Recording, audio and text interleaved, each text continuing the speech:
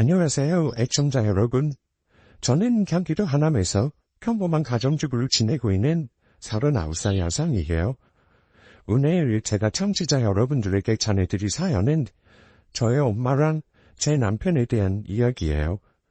초등학교 3학년, 그러니까 제가 10살이 될 무렵에 아무 말도 않고 뒤돌아서 냉정하게 여동생과 저를 두고 집을 나갔던 엄마. 그런 엄마를 저희 부부가 근 30여 년 만에 거리에서 우연히 다시 만나게 된 사연. 그럼 사연 시작할게요. 저는 중남부령에서 태어나 자랐어요. 아빠는 기력 있는 사람이었어요. 엄마를 만나기 전부터 하는 일 없이 한량으로 지내고 있었던 아빠였죠. 할 줄 아는 일이라고는 도시로 떠나지 않고 고향 친구들과 무리지어 고작 술을 마시거나 나쁜 짓을 하는 것뿐이었죠. 제 기억에 자리한 아빠는 엄마한테 단 한 푼 생활비조차 가져다 주지 않는 무능력한 사람이었어요. 술만 마시면 어찌나 엄마한테 그렇게 온갖 욕설을 해대고 아랑곳않고 폭력을 행사했던지.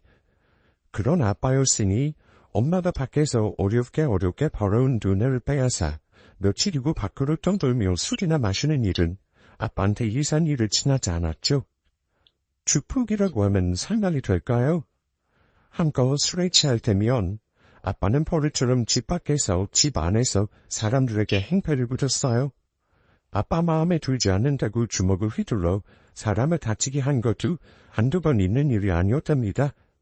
애청자분들에게 말하기 부끄럽지만 저의 아빠는 폭행 사건으로 합의금은 물론 단기 징역살이도 몇 차례 하셨답니다. 엄마는 그런 아빠를 그저 견디고 버티고 또 견디고 버티기로 작정한 사람 같았어요. 엄마는 아빠가 집이나 집 밖에서 그러거나 말거나 여동생과 제게 한마디 녹두리 않으셨고 밖에 나가 공장에서 10시간씩 일하고 집에 돌아와 태연하게 미희와 저를 돌보셨죠. 그렇게 헌신적이었던 엄마였지만 어째서였을까요? 엄마는 단 한마디 말도 없이 제가 3학년에 올라간 지 얼마 되지도 않아 미희랑 저희 자매를 두고 집을 나갔어요. 엄마가 저희를 두고 집을 나갈 수밖에 없었던 사정이라면 두말할 것 없이 아빠 문제밖에 없었죠. 묵묵히 언제까지고 늘 함께 있어줄 것만 같던 엄마가 집을 나갔지만 저는 그 사실이 실감나지 않아서 며칠이나 멍한 채 지냈답니다. 엄마가 집을 나간 뒤에 미희와 저는 아빠와 함께 2년 정도 더 생활했어요. 그야말로 엉망진창 풍비박산난 집이었죠. 그런 사정을 더 지켜만 보고 있을 수 없었던지 서울에 계신 큰아버지께서 어느 날 큰어머니와 함께 저희 집에 찾아와 저희 자매 집을 챙겨 그 길로 당신네들이 살고 있는 서울집에 들게 하셨죠.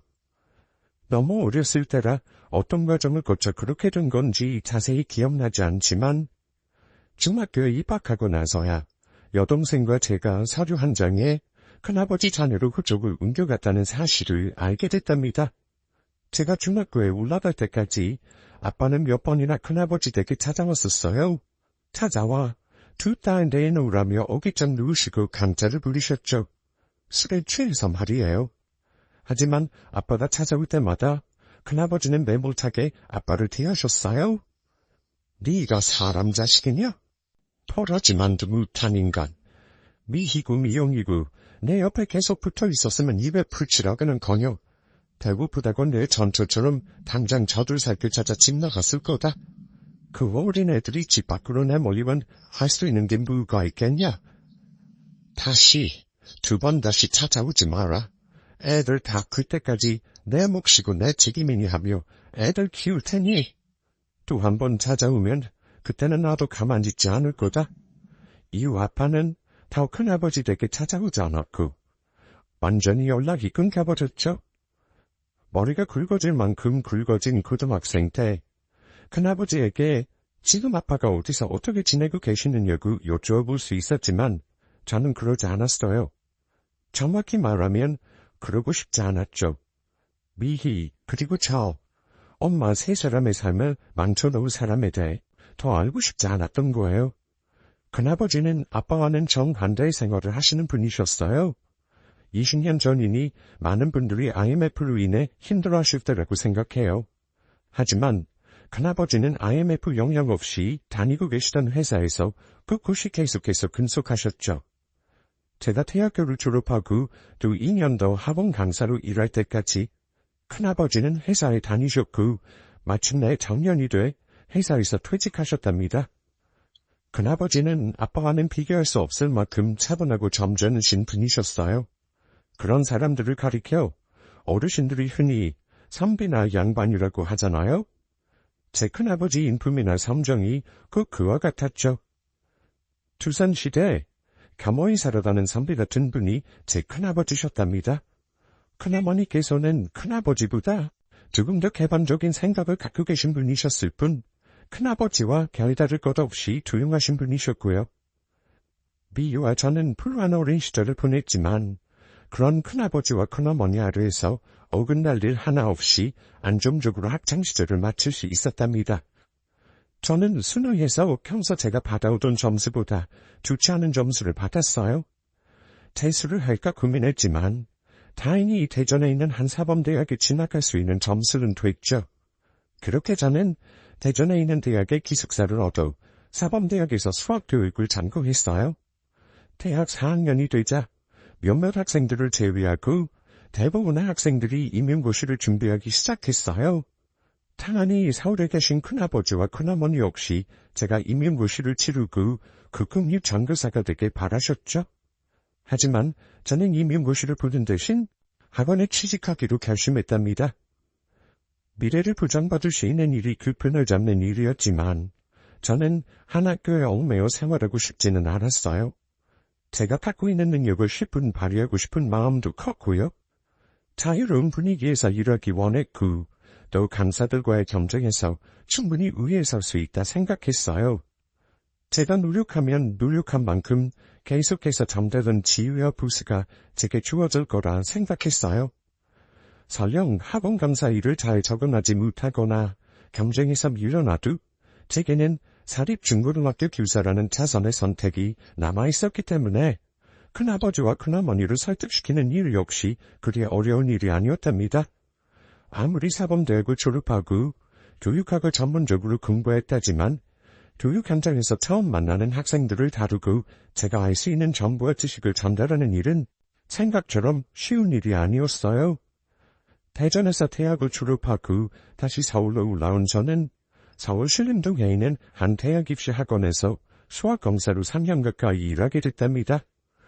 1년은 서투른 시기, 2년째는 서투른 시기에 적응하기 위해 노력한 시기, 3년이 되던 해는 학원에서 학생들을 가르치며 제가 무엇을 해야 하고 또 잘할 수 있는지 알게 된 시기였어요. 그렇게 저는 신림동에서 앞으로 어떤 강사가 될 것인지 생각을 정리하고 북동에 있는 중학 수학 전문 학원으로 이직하게 됐답니다. 그 즈음 저는 친구 소개로 남편과 처음 만났어요. 대학 다닐 때 학원을 졸업한 뒤에도 몇 번 소개팅에 나갔지만 소개팅 때 만나는 남자들 대부분이 모두 거기서 거긴 남자들 뿐이었거든요. 소개팅 자리에 나온 남자들 모두 한결같았죠. 어디 대학을 졸업했다? 지금은 어떤 일을 하고 있고 연봉은 또 얼마다? 타고 다니는 차는 뭐고 부모님 직업은 어쩌고 저쩌고. 저도 그런 선물 분석이 아주 없는 건 아니었지만 이제 그런 뻔한 소개팅 자리가 지겨워져 가기 시작했어요. 그런 생각이 들 때 만난 게 지금의 제 남편이에요. 친구 말로 남편은 인천에 있는 한 교원대학을 졸업하고 초등학교 교사로 일하고 있다고 했어요. 예나 지금이나 초등학교에서 교사로 일하는 남자는 그리 흔하지 않거든요. 소개팅 자리에 나서기 전 저는 왜 남편이 초등학교 교사가 된 거고 또 초등학교 교사가 돼 무엇을 느끼며 교사 생활을 하고 있는지 궁금하더라고요. 왜인지 남편을 만나보기도 전에 남편에게 흥미가 가더라고요. 초등학교 교사는 초등학생을 담고 중학교 교사는 중학생을, 고등학교 교사는 고등학생을 담는다는 말이 있어요. 소개팅에 나올 남자의 모습이 새삼 궁금해진 저였죠. 초등학교 교사인 만큼 어린아이들처럼 해맑고 밝은 사람이 나오지 않을까 은근히 기대되기도 했고요. 하지만 소개팅 자리에서 처음 만난 남편은 제가 생각했던 것과는 영 딴판이 사람이었어요.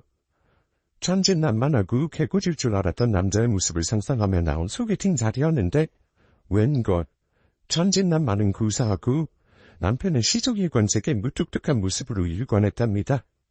저는 괜히 셀쭉해져서 남편을 굴려주고 싶은 마음에 소개팅 자리에서 여자들이 남자들에게 하는 흔하디 흔한 질문들을 남편에게 던지기 시작했죠. 영민 씨는 무슨 차 타고 다니세요? 네, 저는 차가 없어요. 학교랑 집이 멀잖아 걸어 다닙니다. 가끔 자전거 타고 출퇴근하고요. 영민 씨 부모님은 무슨 일 하세요? 아버지는 평범한 회사에 다니시고 어머니는 집에 계십니다. 영민 씨 연봉은 얼마나 되시나요? 네, 근 경력까지 포함해서 14호봉이니 지금은 190만 원 정도 받고 있어요. 남편은 단답형으로 대답했고 그 내용도 정말 재미없는 것들 뿐이었죠. 저는 남편과 대화를 마치고 이번 소개팅도 망했구나 하고 생각했어요. 근데 제 말이 끝나고 보니 남편은 무슨 말인가 하고 싶어하는 것처럼 보였어요. 한참 뜸을 들이고서야 남편은 제게 말을 건네왔죠. 미영 씨는 얼굴도 손도 참 고우세요. 말씀도 이쁘게 잘하시고요. 저는 남편이 한 말을 그저 여자들에게 하는 남자들의 뻔한 이 말이라 생각하고 말기로 했죠. 근데 좀 뭐랄까요. 미영 씨 얼굴에서 어두운 그늘? 그림자 같은 게 느껴져서요. 미영 씨가 말씀하시는 내내 그 생각에 빠져있느라 미영 씨가 물어본 것에 제가 뭐라고 대답했는지도 잘 모르겠네요. 어두운 그늘이라뇨? 그림자? 어머 영민 씨. 저보다 나이가 많으셔도 그렇지 소개팅에서 처음 만난 사람한테 어떻게 그런 말씀을 하실 수 있나요? 실례 아닌가요? 참, 그림자라니요. 겸손하시다 느끼셨다면 죄송해요.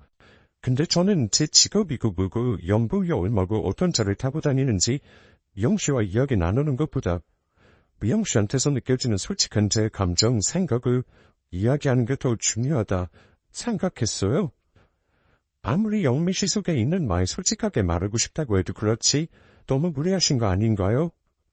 얼굴이 어두워 보인다니.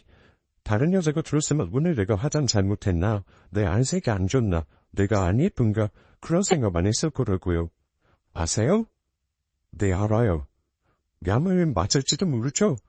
제가 미영 씨한테 왜 그런 말을 했는지는 잘 설명하지 못하겠어요. 다만 그냥 그러고 싶다 생각했고 그래야겠다 생각했어요. 미영 씨가 실제로 어떤 삶을 살아왔는지 모르니 연민이나 동정 때문에 한 말은 더더욱 아니었고요. 그만 자리에서 일어났죠. 남편이 제 얼굴에 그늘이니 그림자니 하는 순간부터 남편에게 퉁퉁대고 틱틱거렸던 저였지만 사실 제 마음은 제 행동과 정반대였어요. 제 얼굴에서 제가 겪은 아픔을 깊이 들여다보는 남편의 그 깊은 눈망울에 한순간 마음을 빼앗겨버렸던 거죠.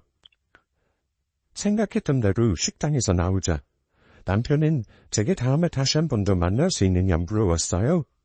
저는 네라고 대답하는 대신 남편에게 제 전화번호를 남겼죠. 전화번호를 건네고 집으로 돌아오는 길 내내 남편의 말쑥한 얼굴, 다정다감한 눈빛, 깊은 눈망울이 머릿속 마음속에서 떠나지 않았어요. 말 한마디만으로 제 가슴 한편 아픈 데를 찾아 어루만져주는 듯한 남편이 그저 더없이 좋기만 했죠. 이후 저는 남편과 몇 번 더 만나 그동안 서로 살아온 이야기, 지금 생각하고 있는 것들, 앞으로의 꿈들을 이야기하며 더 가깝게 지내게 됐어요. 앞으로가 좀 걱정이 되기도 했지만 저의 큰아버지 큰어머니가 제 친부 친모가 아니라는 사실은 말하지 않기로 했죠. 그렇게 한두 달 지나 남편이 정식으로 교제하고 싶다 말했고 그때부터 저희는 결혼을 전제로 연애를 시작하게 됐답니다. 늘 자신보다 저를 우선으로 생각해주는 남편이었어요. 기쁜 일이 있으면 진심을 다해 함께 기뻐해줬고 좋지 않은 일이 있을 때는 따뜻한 말로 때로는 침묵으로 저를 위로해주는 남편이었죠. 그렇게 2년 연애 끝에 저희는 남편의 고향이 서울에서 식을 울리게 됐고요. 학원 사람들 말로 강사가 인기가 많아지면 주가가 올랐다 표현하거든요. 남편과 결혼하기 전부터 계속해서 주가가 오르고 있던 저는 결혼 뒤에도 계속해서 학생들 학부모들에게 인기가 많았어요. 말 그대로 스타 강사가 된 거죠. 하지만 그 즈음 저는 성희를 임신하게 됐어요. 성희를 갖게 되니 강사 생활을 하며 가졌던 부부나 꿈, 앞으로 벌어들일 수익 같은 건 물에 닿으면 녹아버리는 달콤한 솜사탕 같은 것에 지나지 않더라고요. 어떤 누구보다 저를 깊이 사랑해주는 남편의 아이를 가졌다는 사실 하나만으로도 저는 그동안 인기 강사로서 누리고 있던 모든 걸 쉽게 내려놓을 수 있었답니다. 성희를 임신하고 6개월쯤 지난 어느 토요일이었을 거예요. 남편과 저는 집에 떨어진 식재료, 생활용품을 사기 위해 집 근처에 있는 대형마트에 가게 됐어요. 임신하고 6개월이 지난 때라 부쩍 몸이 더 무거워졌다는 걸 느끼기 시작할 때였어요. 남편도 저도 차가 없어 저는 저희 집 근처에 살고 있는 여동생에게 전화해 마트까지 데려다달라 부탁했던 날이었죠. 마트 2층 주차장에 내린 저희는 마트 입구를 향해 걷기 시작했어요. 그런데 그때 입구 근처에서 웬 꾀재지한 행색을 하고 있는 나이든 여자 하나가 밀어둔 카트 주변을 서성거리고 있더라고요. 노숙자였어요. 그 여자는 카트에 혹시 사람들이 두고 간 100원짜리가 없는지 일일이 확인하고 있는 것처럼 보였죠. 어머, 여보. 요즘도 저렇게 어려운 분들 계신가 보다. 그렇지 뭐. 마음이 안 좋네. 자, 어서 들어가자. 그 노숙자에게서 시선을 돌려 마트 입구에 닫아주려던 찰나. 어떤 젊은 남자 하나가 그 여자 노숙자를 면박하는 소리가 들려왔어요. 뒤돌아서서 어떤 남자인가 보니 마트에서 일하는 카트 담당 직원이었죠. 아주머니, 제가 몇 번에 말씀드려요. 요즘 사람들 100원 한 푼도 금에 오게 한다니까요. 그거 같아 100원을 그냥 놓고 가냐고요. 아주머니, 계속 여기 오시면 저희 마트 보안 직원들한테 말하는 수밖에 없어요. 경찰에 신고하거나. 아이고, 젊은 청각. 미안해. 오늘도 내 밥 한 끼 제대로 못 먹어서. 미안해. 여기 다 끝나셨으면 들어가세요. 마트 장 보러 온 사람들 아주머니 꼴 보고 울고 찌푸리고 잠보게 해야겠냐고요. 그래. 알겠네, 알았어. 내 다시는 안 올게. 젊은 남자의 말이 그깝고 아니 그렇게 들렸지만 그런 건 신경 쓸 겨를이 없었어요. 익숙한 목소리 난 익은 얼굴, 그 여자 노숙자는 다름 아닌 저의 엄마였거든요. 29년 전 여동생과 저를 뿌리치고 집을 나갔던 저의 엄마요. 저는 엄마를 알아보자마자 그 자리에서 그만 얼어붙고 말았답니다. 엄마가 있는 쪽을 바라보며 얼음하고 우두커니 서 있을 수밖에 없었죠.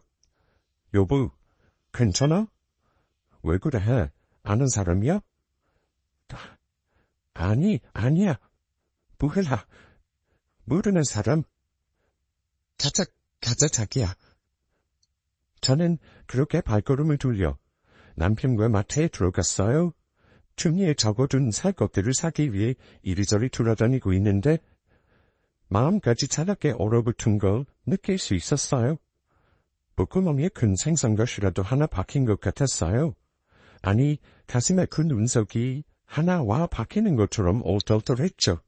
그런데 안색이 안 좋아 보였던지, 당신 몸 무거운데 너무 무리하는 거 아니야? 남은 건 내가 사서 택시 타고 집에 갈 테니까 당신 먼저 여동생 불러서 집에 가 있을래? 아니야, 괜찮아. 대답은 그렇게 했지만 이미 제 이마와 등에는 싸늘한 식은땀이 흐르고 있었어요. 그런 저를 보고 있던 남편은 저를 이대로 두면 안 되겠다 싶었던지 제 여동생에게 전화를 걸어 저를 데리러 오라 말했죠. 저는 남편 말대로 그 길로 여동생 차를 타고 먼저 집으로 돌아왔어요. 집에 돌아온 저는 한만한 마음을 가눌 길이 없어 그대로 침대에 뻗다시피 눕고 말았죠. 왜? 미희랑 나 버리고 집 나간 게 그저 그렇게 살려고 그런 거였어? 어디서 새 남자 만나 부귀 영화라도 누리고 살 줄 알았지.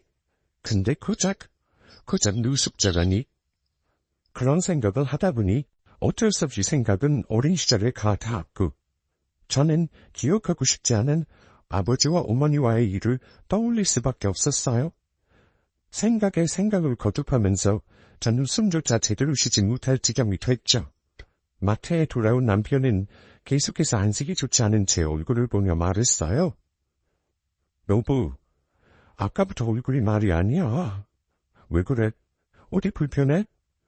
우리 애기 때문에 어디 몸 안 좋은 거 아니야? 어?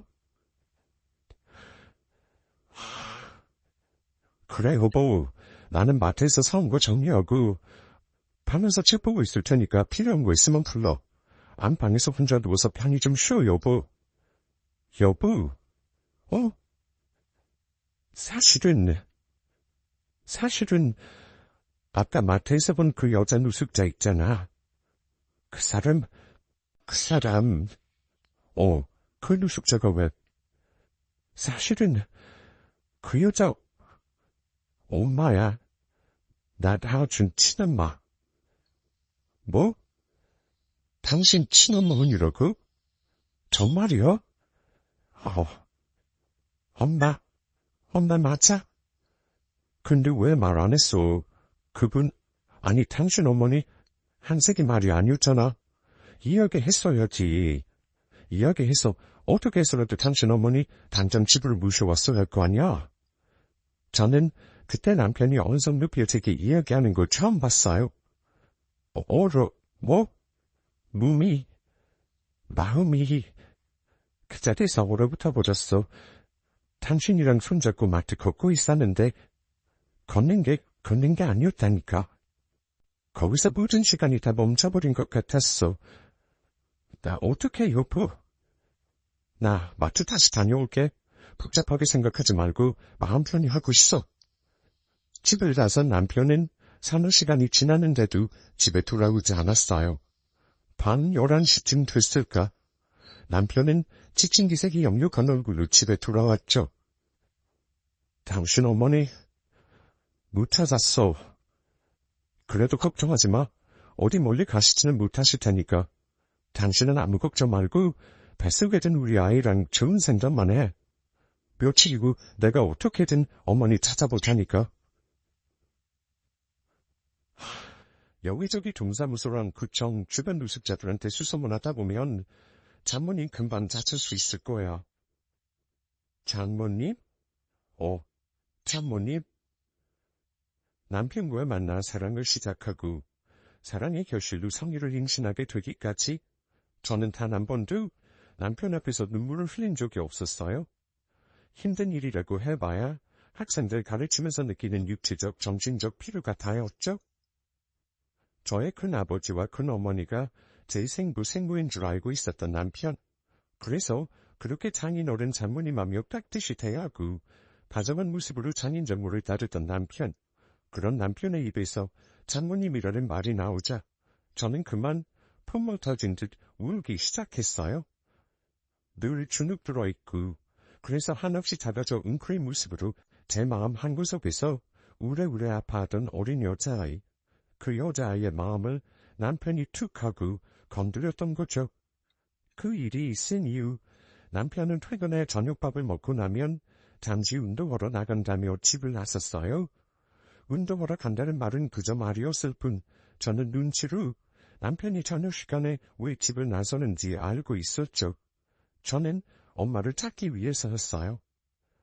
저는 어렸을 때 엄마가 미희와 저를 두고 집 나간 사실을 솔직하게 남편에게 털어놨어요. 기억하고 싶지 않은 기억이라고. 사실은 다시 또 겪고 싶지 않고 또 얽히고 싶지 않은 인연이라고 남편에게 솔직하게 말했죠. 엄마가 집을 나간 뒤 제가 겪은 어려운 일들을 하나하나 이야기하니 남편은 공감하고 또 함께 아파해줬어요. 당신 저녁마다 밥 먹고 어디 가는지 다 알아. 이제 엄마 찾는 거 그만두고 당신도 할 만큼 했고 내 집안일 때문에 더 우리 관계 망치고 싶지 않아. 그렇게 한 달, 두 달 지나서였을까요? 이후 남편은 더 저녁에 외출하지 않았어요. 남편도 저의 엄마 찾는 일을 포기한 것처럼 보였죠. 저의 이런 복잡한 집안 사정과 달리 남편은 시부모님과 늘 좋은 사이로 지내왔어요. 부자 사이, 무자 사이 서로 신뢰가 두텁고 튼튼하니 굳이 평소에 시부모님께 잘 지내고 계시느냐 따로 안부 전화를 드리지 않는 남편이었죠. 하지만 해산일이 가까워져 제 배가 부를 대로 부르기 시작할 때였어요. 남편은 주말만 되면 안 가던 시댁에 간다면서 외출이 잦아지기 시작했죠. 처음에는 제가 만든 음식을 가져다주는 이유라도 있었지만 그 핑계거리가 떨어지고 나니 이제 그저 인사차 틀린다 말할 뿐이었어요. 주말이면 2주에 한 번씩 푼단푼단 시댁에 갔던 남편은 제가 성인을 낳고 한 달 정신없이 보내고 나자 기다렸다는 듯 매주 주말마다 시댁에 가겠다며 집을 나섰어요. 매일 그런 건 아니었지만 심지어 시댁에서 하룻밤 묵고 온다 전화로 걸어오는 날도 있었죠. 그렇게 순하고 또 순한 사람을 의심하는 건 아니었지만 그래도 마음 한구석 어딘가 캥기는 건 어쩔 수 없었어요. 그래서 저는 제 통장과 남편 통장 정리할 겸 인터넷 해킹에 접속해 하나하나 남편 체크카드 지출 내역을 확인해봤죠.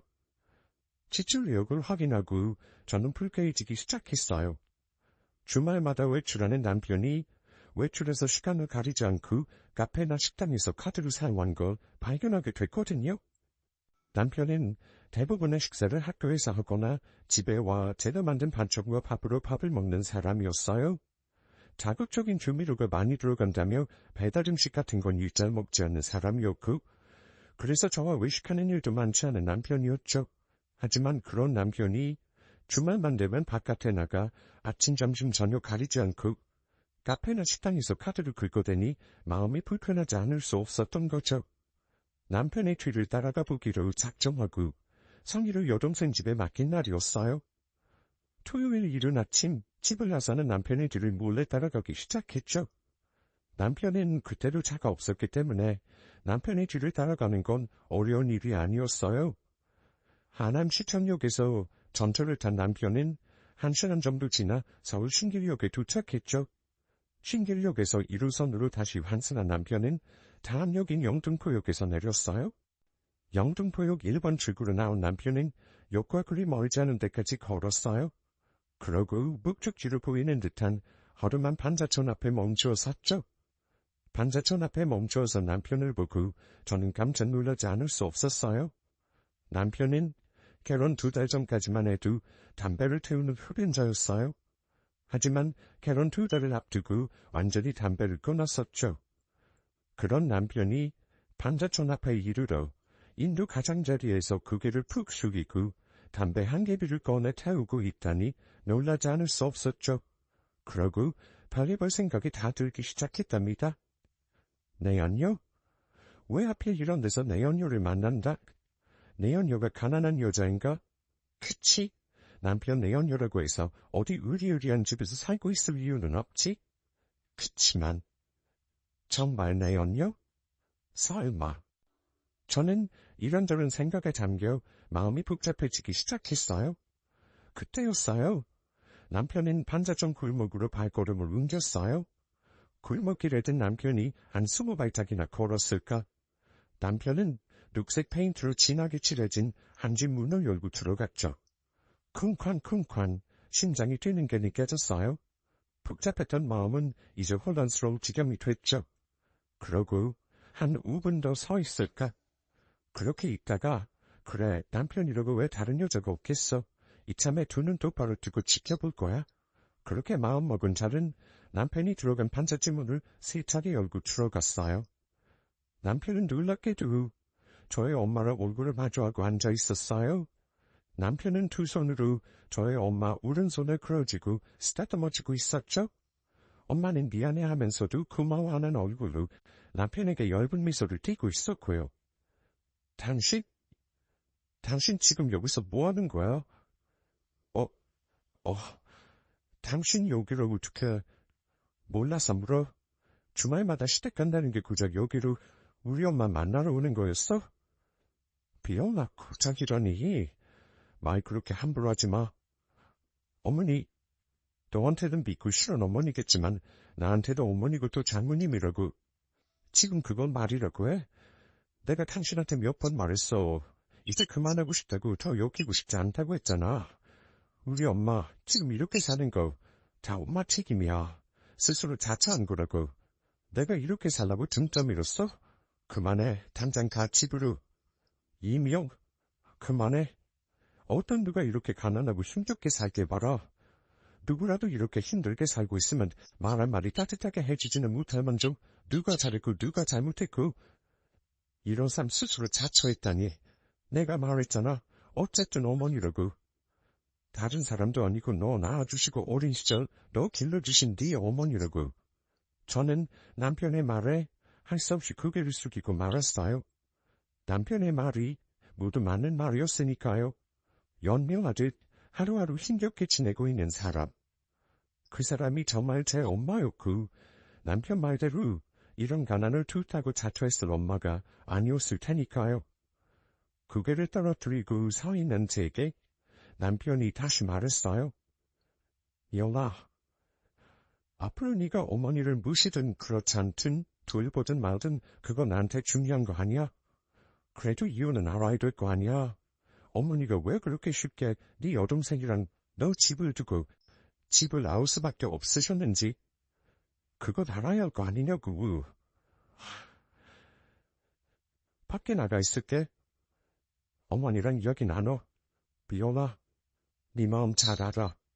그래도 앉아서 들어봐. 어머니 말씀? 단 한 번이라도 어머니 사정 귀담아 들어보라고. 말을 마친 남편은 제게 다가와 머리를 한번 쓸어내려줬어요. 그러고서 미영아, 다른 사람 아니야.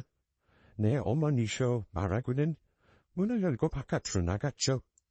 방에 엄마랑 둘만 남겨지니 엄마가 믿고 쉬운 것과 별개로 엄마랑 얼굴 맞대고 앉아있는 게 참 어색하고 어렵더라고요. 왜 그렇지 않았겠어요? 29년 만에 재회해. 그것도 멀쩡한 모습의 어머니를 만난 게 아니라 노숙자로 지내고 있던 엄마를 만난 거였으니 말이에요.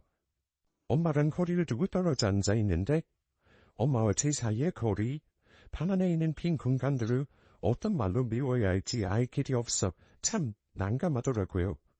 그런 생각을 하고 있을 때 엄마가 먼저 말문을 열었어요. 잘 지냈니, 미연아? 잘 지냈지. 엄마 떠나고 미희랑 같이 큰아버지 댁에 들어가서 잘 먹고 잘 자고 이렇게 좋은 남자 만나서 두 다리 쭉 뻗고 잘 살고 있지. 그래. 미희랑 미영이 너희 둘 큰아버지 댁에 들어가 산다는 이야기는 알고 있었어. 내 아빠랑은 다르게 내 큰아버지가 좀 좋고 훌륭한 분이니. 그래서 그나마 마음이라도 좀 놓고 살 수 있었지. 지금 그거 말이라고 해? 마음 놓고 살 수 있었다고? 참 속편한 소리 한다, 엄마. 큰아버지가 좋은 사람이라서 마음 놓고 산 게 아니라 그 이후로 우리에 대해서 더 알고 싶지 않았던 거겠지. 미희랑 내가 하루하루 어떻게 살았는지 알아? 그래. 큰아빠 큰엄마만큼 좋은 사람들 없지. 그래도 내 집 아니라고. 내 엄마 아빠 아니라고. 하루하루 눈치 보고 숨죽이고. 나랑 미희가 어떻게 살았는지 알기나 해? 아빠랑 엄마가 우리한테 남긴 상처, 그 상처 모른 척하며 살고 싶었던 거 아니냐고.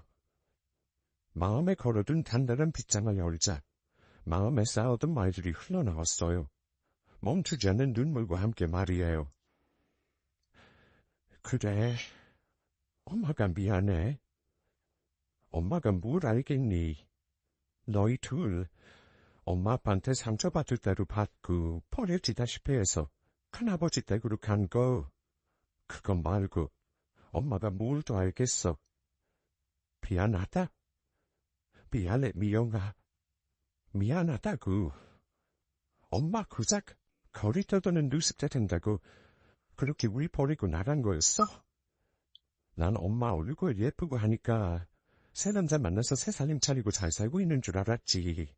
미희랑 나 마음에서 완전히 떨쳐내고 떵떵거리며 잘 살고 있을 줄 알았다고. 근데 이게 뭐야? 도대체 이게 뭐냐고. 미영아. 엄마 말이 핑계고 변명으로 들려도 할 수 없어. 하지만 엄마가 이 다음에 우리 미영이 만나면 이 이야기는 꼭 해주고 싶었어. 네 아빠가 이 엄마 데리고 못 살게 구는 게 어디 하루 이틀 일이었니? 미희희. 그리고 미영이 너희 둘 보며 그나마 견디고 살 수 있었지. 그리고 너희 둘 성인이 될 때까지 너희 둘 모두 좋은 사람 만나 결혼식장 들어가기까지는 눈에 흙이 들어와도 어떤 무슨 일이 있어도 더 참고 견디고 버티면서 살자. 마지막으로 살았어. 근데 왜 그렇게 못했는데? 아무리 지겹고 힘들고 괴로웠어도 엄마 말대로, 엄마 결심대로 그렇게 살았어야지. 엄마만 힘들었어? 미희랑 나도 아빠가 엄마 데리고 못 살게 굴 때마다 지독하게 고통스러웠어. 아빠한테 맞을까봐. 엄마가 우리 보고 속상해할까봐 나오는 눈물도 억지로 참으면서 견디면서 살았다고. 엄마, 좀 견디지 그랬어. 조금만 더 견디고 버티지 그랬냐고. 모든 말을 뱉는 동안 쉴 새 없이 흐르던 눈물은 우열이 됐고 통곡이 됐어요. 숨도 제대로 쉬지 못하고 어깨를 들썩들썩하며 울었죠. 그러자 엄마는 가까이 다가와 두 손으로 저를 꼭 안아줬어요. 만지지 말라고. 엄마가 다는 몰라도 그 마음을 조금은 알 것 같아. 우리 미영이 마음, 울고 싶어도 울지 못했던 마음. 아픈 엄마 보면서 제대로 안 보도 울지 못했을 우리 미영이 마음. 이 엄마가 다 알지는 못해도 조금은 알 것 같다, 미영아.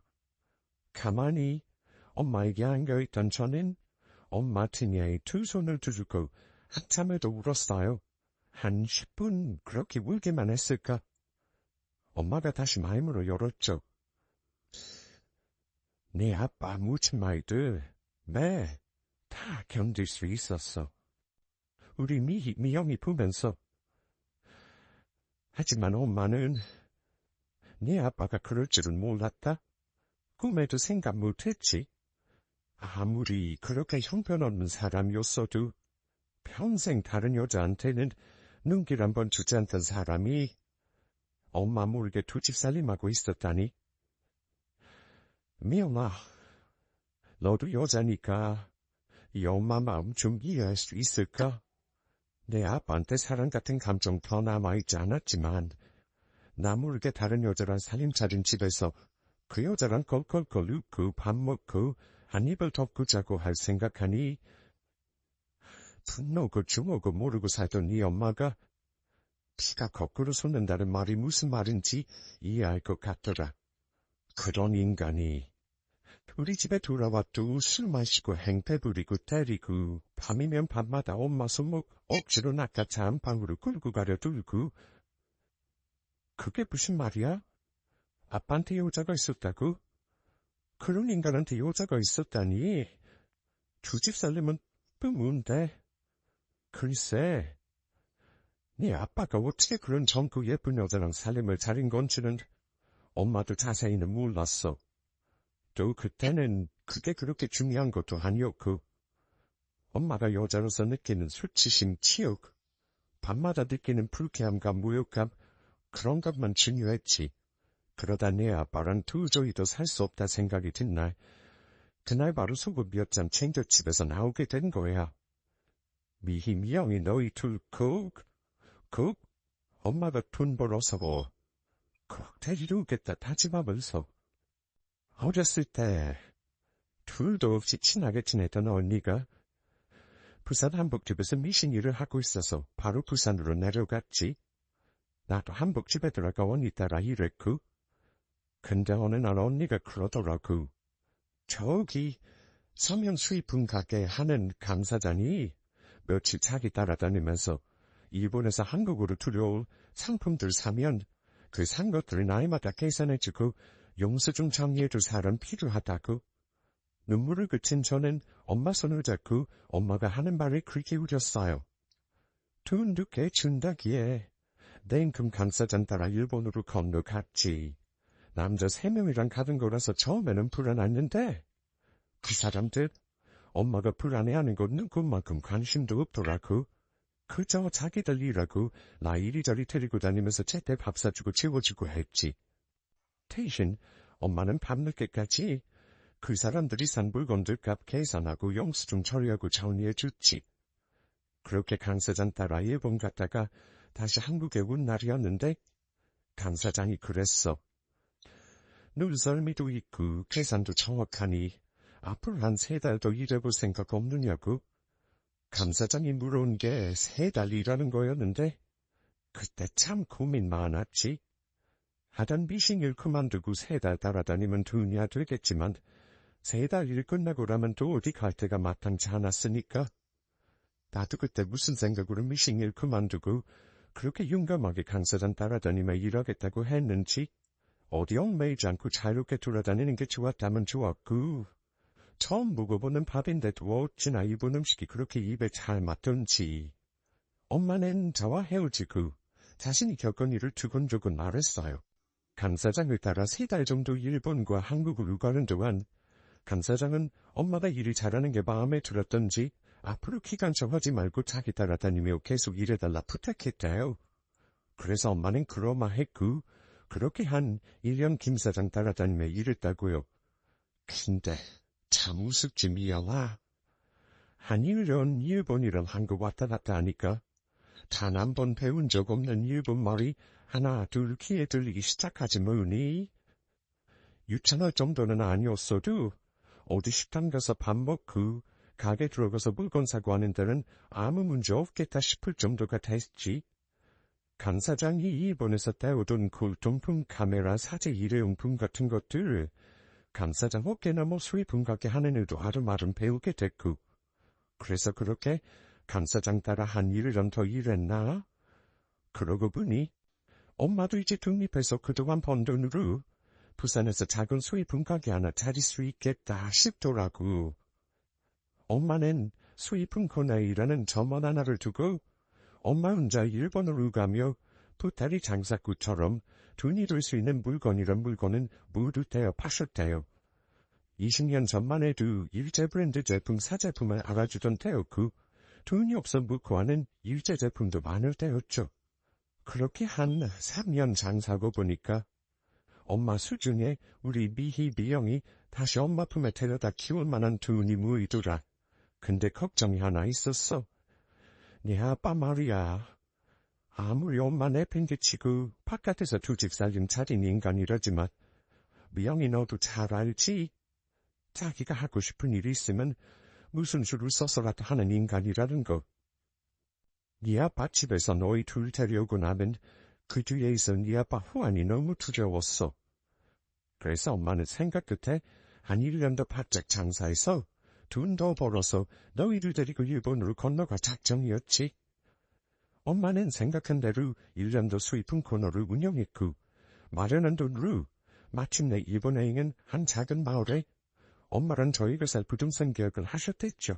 하지만 그 집을 마련한 일이 결국 엄마 발목을 잡는 일이 되고 말았다고요. 안 그런 제일교포가 더 많았어. 하지만 그중 대한민국의 안심을 품고 사는 제일교포들도 덜어 있었지. 그런 악질적인 인간한테 그때 엄마가 딱 걸리고 만 거야. 엄마 여건이야 언제나 갖고 있는 거였고 이제 너희들 너희 큰아버지 댁에 어떻게 데려오나 여건은 어떻게 해야 되나 생각하고 있는데 엄마 가게로 일본에서 전화 한 통이 걸려왔지 뭐니. 엄마가 제일교포 몇 사람에게 부동산 사기를 당한 일 때문이었어요. 많지 않은 돈이었지만 엄마는 전 재산이나 다를 것 없는 돈을 바쳐 부동산 계약을 했지만 결국 그 계약은 무효가 됐다고 해요. 사기친 그 악질 제일교포들은 비어있는 집, 공실집 주인을 만나 집을 사는 체 하면서 시간 끌다가 집이 필요한 한국 사람들한테 방을 보여주고 터무니없는 부동산 계약을 하게 한 거였었어요.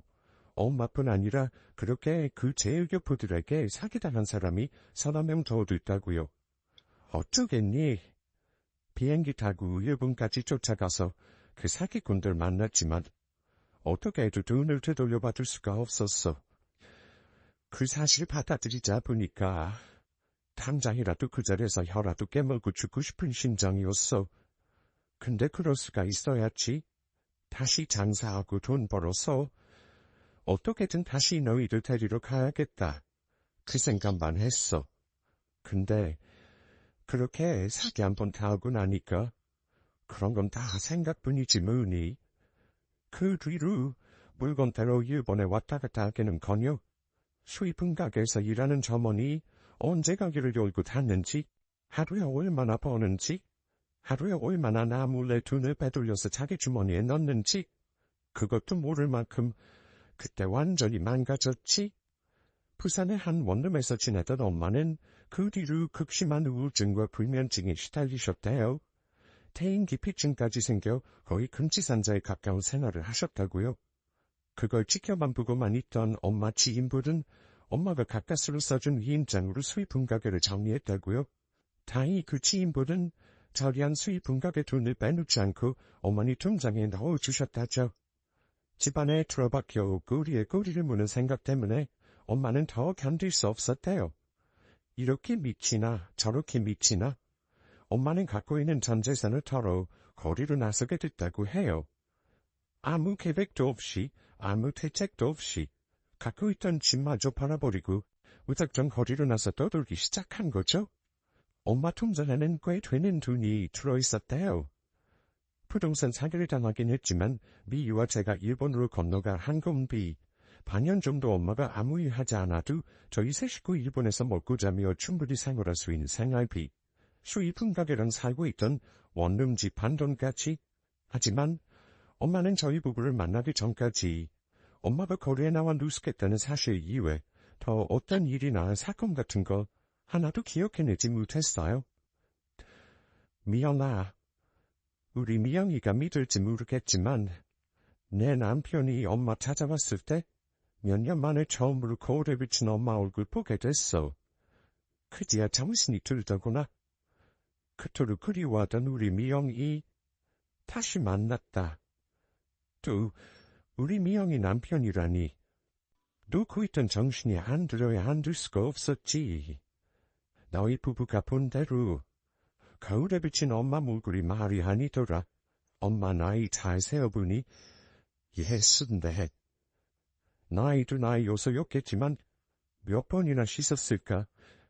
몇 번이나 새 옷으로 갈아입었을까?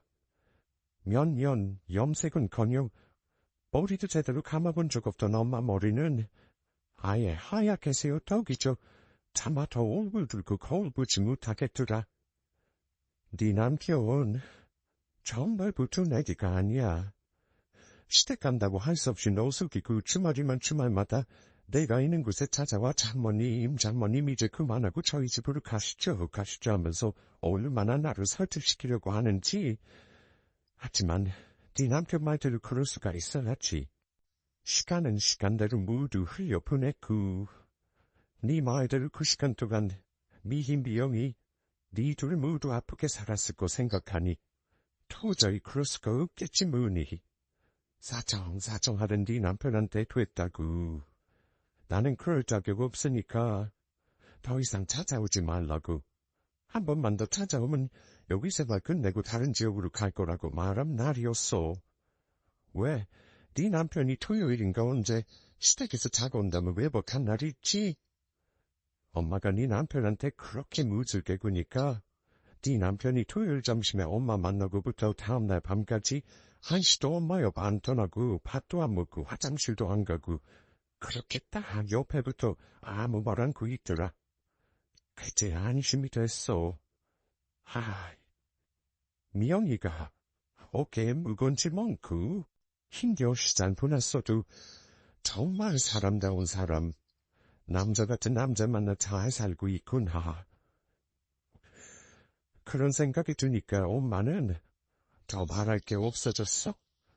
엄마가 내 사비라고 말해도 되는지 모르겠지만 그렇게 하루 꼬박 잠 한숨 안 자고 먹을 건 못 먹고 거리에서 나란히 있어준 게 미영이 네 남편.